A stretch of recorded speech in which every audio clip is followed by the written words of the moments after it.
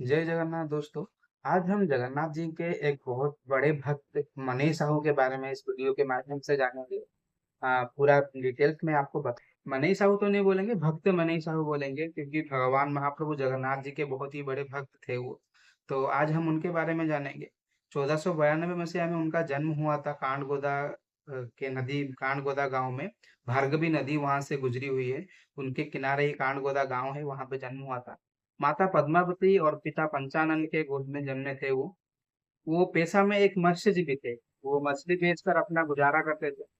जो भी पैसा मिलता था उससे वो अपना गुजारा करते थे, अपना परिवार का भरण पोषण करते थे।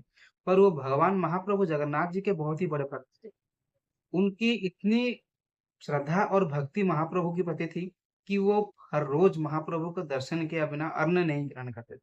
प्रतिरोज वो हर रोज महाप्रभु जगन्नाथ जी के पूरी धाम जाते थे, भगवान जगन्नाथ जी को दर्शन करते थे, क्योंकि पास में ही गांव है। और जाके दर्शन करने के बाद ही वो अन्न ग्रहण करते थे।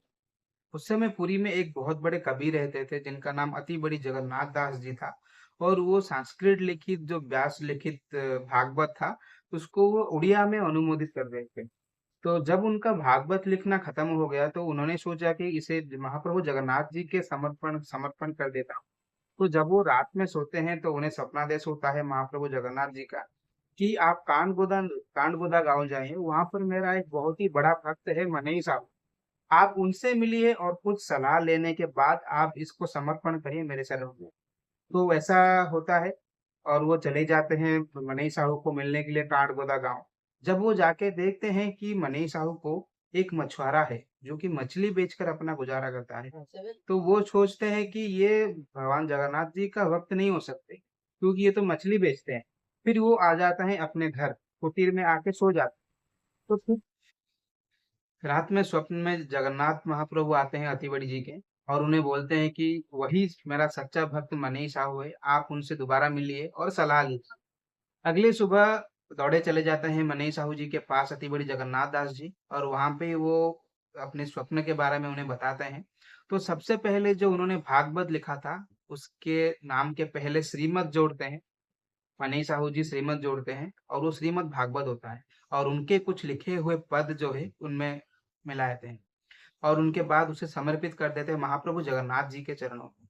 और जो अति बड़ी जगन्नाथ दास जी है और हमारे मनीष साहू जी बहुत ही अच्छे मित्र बन जाते हैं, और हर रोज मिलने लगते हैं पुरी में, और जगन्नाथ जी के बारे में चर्चा करने लगते हैं।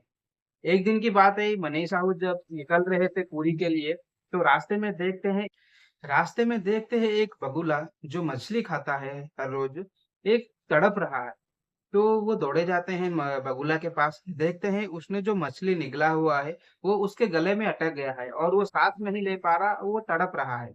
तो मनई साहू जी उसे छोड़ के जा नहीं सकते थे। वहां पर वो बैठ गए और महाप्रभु जगन्नाथ जी को प्रार्थना करने लगे कि इस बगुले के जो मछली है वो निकल जाए।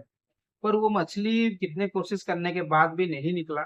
और वैसे ही सुबह से रात हो गई, और रात में जो मनीष साहू जी थे वो बहुत ही ज्यादा दुखित होकर रोने रो पड़े। जब वो रो पड़ते हैं, भगवान जगन्नाथ जी को प्रार्थना करते हैं, तो उनकी आंख लग जाती है। तो उन्हें स्वप्न देश होता है कि मनीष साहू, तुम अपना नाम और अपने गांव का नाम जो है वो उस बगुले के गले में हाथ लगाकर 3 बार बोल दो, और उसका मछली जो है ऑटोमेटिकली निकल जाएगा। तो उनका सपना टूट जाता है और वो उठ जाते हैं और देखते हैं कि बगुला वैसे ही तड़प रहा है। तो उस बगुले को वो हाथ लगाते हैं और उनके गाँव का नाम और उनका नाम बोलते हैं, जो कि वो बोलते हैं, कांडो गोदा मनई साहू, तंटीरू कंटा खसी जाओ। कांडो गोदा मनई साहू, तंटीरू कंटा खसी जाओ। इसका मतलब ये होता है कि कांडो गोदा का मनई साहू, और उसके गले से जो है, जो लगा लगा है कांटा या मछली, वो खसी जाओ मतलब निकल जाओ, ऐसा उड़िया में वो बोले। और उसके बाद जो है, उनका जो गले में जो बगुला के गले में जो मछली फंसा था वो निकल गया। दोस्तों आज भी अगर किसी के गले में मछली फंसता है या कांटा फंसता है, तो लोग यही यही जो वाणी है बोलते हैं, और वो ऑटोमेटिकली अच्छा हो जाता है। तो दोस्तों, बहुत ही बड़े भक्त थे। तो मनई साहू वो प्रार्थना करता है महाप्रभु जगन्नाथ जी से कि भगवान, मैं अभी बहुत बूढ़ा हो चुका हूँ, मैं आपके दर्शन के लिए नहीं जा सकता, ना ही आपके दर्शन बिना मैं रह सकता हूँ।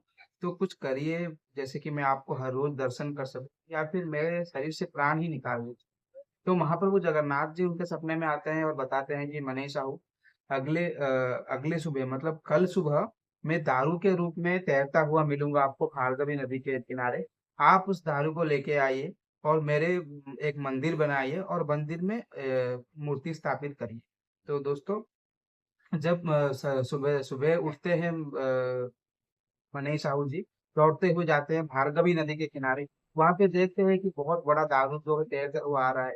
वो अपने आपको मतलब खुशी से समझा ही नहीं पाते, और वो लकड़ी गांव वाले सब मिलके मनीष साहू लेकर वो लकड़ी मंदिर में लाते हैं और विग्रह बनाते हैं चतुर्था मूर्ति, और वहां पे मंदिर स्थापित करके आज भी पूजा जाता है चतुर्था मूर्ति को। और वो जो लकड़ी था वो स्वयं भगवान खुद आए थे। तो इस प्रकार से कुछ वीडियो जानने के लिए दोस्तों मेरे चैनल को सब्सक्राइब शेयर और लाइक करना ना भूलें। जय जगन्नाथ।